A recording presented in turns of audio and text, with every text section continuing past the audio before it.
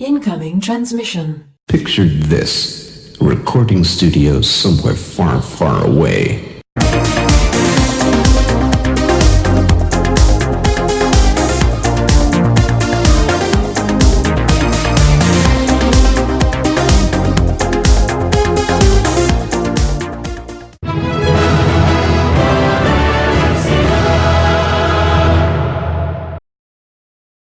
Welcome, Watchers of Illusion, to my Castle of Confusion on the 18th of November.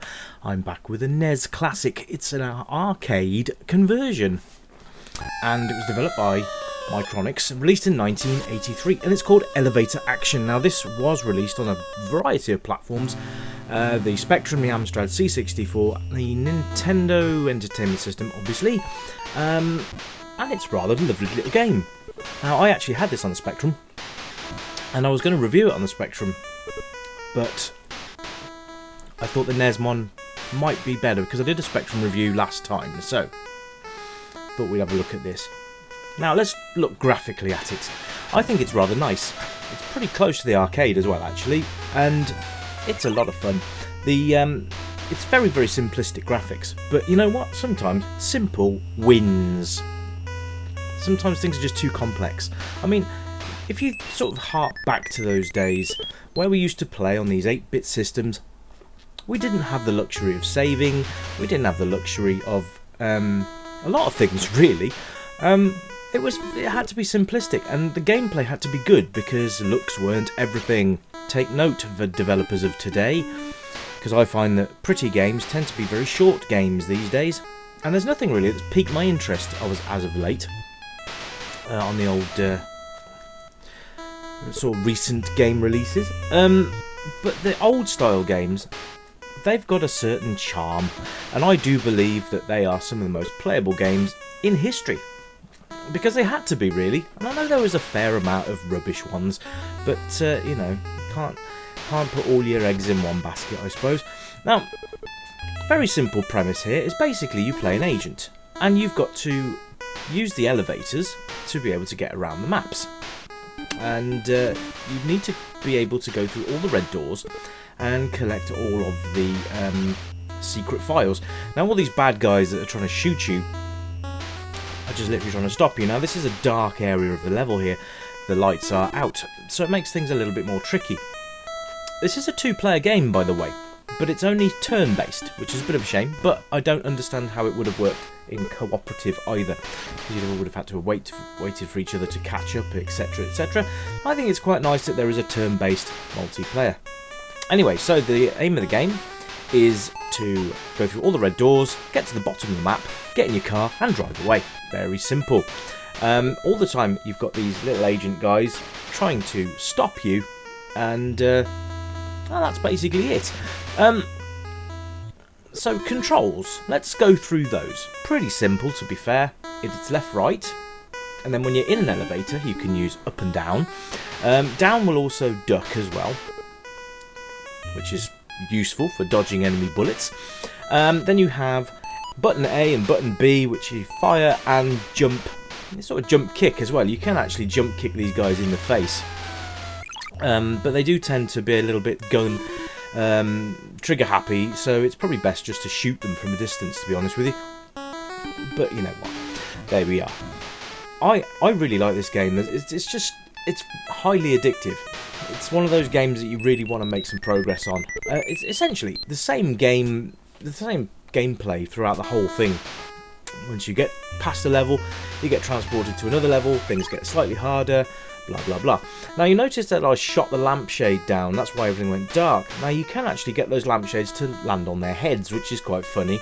You can also get them squashed by elevators as well, which is always funny to see. So I'll see if that actually happens in this gameplay. But there we are. But yeah, I think it's really quite nice. It's charming, isn't it? I think that's probably the best word for it. Charming. And you know, easy as well. Not easy, but there's enough challenge here. I just got squashed by an elevator. That's not fun. Okay, we'll have another go, because why not? Let's have another blast on this. Now, the only thing that bugs me really is that the music is god awful. It really is. It's really not good at all. In fact, I have turned it down on this review through TV because it's horrible. It's really, really horrible, and I do apologise if it's still too loud. I might have to try and re-release it. If it's too loud, let me know. I'll re-release it and turn the volume down. But hopefully you can battle through it.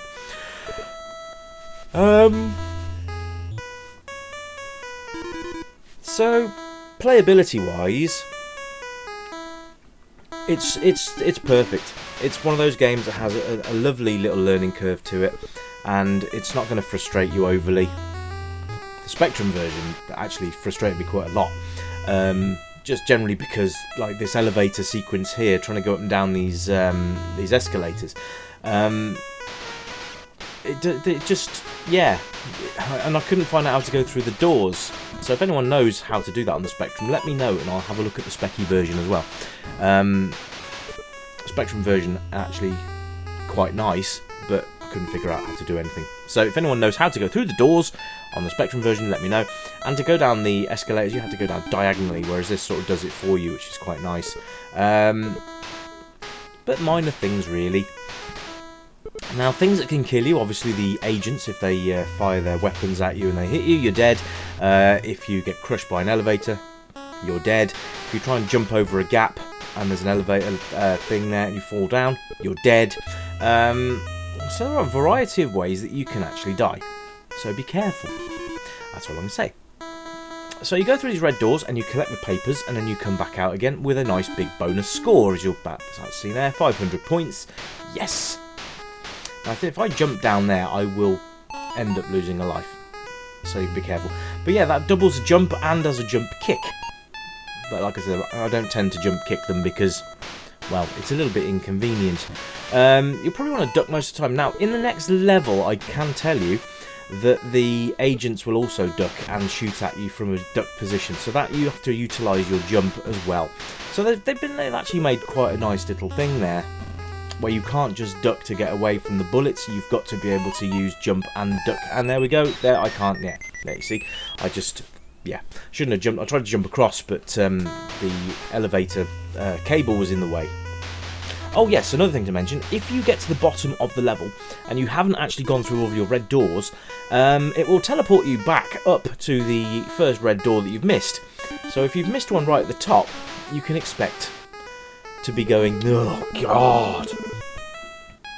So make sure you go through all the red doors. Okay, simple as that really. And there's a red door down here, so I'm going to go down there. Ta-la-la. They do remind me of the Spy vs Spy guys, but hey, again, a fun game. So controls are nice, the graphics are lovely. It's literally the music that's letting it down. It's horrible, really, really bad. And I know the NES was capable of so much better than this, and it just really is. It's murder to the ears. And there's no option to turn it off. So basically you've got to turn your TV down. That's it. It's a shame, because I think that should have been optional. I think it would have made the game a 10 out of 10. But as it stands right now, it's verging on a 9, but it's not quite there. So it's probably going to be an 8 out of 10, to be fair. But if you've never played elevator action before, give it a try. It's great fun. And as you can see from this, it's very simple, but simple works. It really, really does. And I think, to be honest, if you haven't tried elevator action, you need to. You might surprise yourself. If you're looking at this game and thinking, God, this looks pants, it's not. It's a good game. Try it out. Trust in me. Trust in your reviewer. I tell you, it is good fun. Have you played elevator action on the arcade? Have you played it on any other system? Let me know if you played it on the NES. What did you think of the game when you did play it? Did you enjoy it? Because I do. It reminds me a little bit of Rolling Thunder, sort of, with the going in and out of the doors. There you go. As you can see, it's a sort of a platformy type game with the 2 players. Now, age range, I would say, be bold and have a go at this. Even, I don't know, youngsters would be alright with this, I think, just due to the learning curve is quite good, and I think they pick up and play quite nicely. So, yeah, give it a go.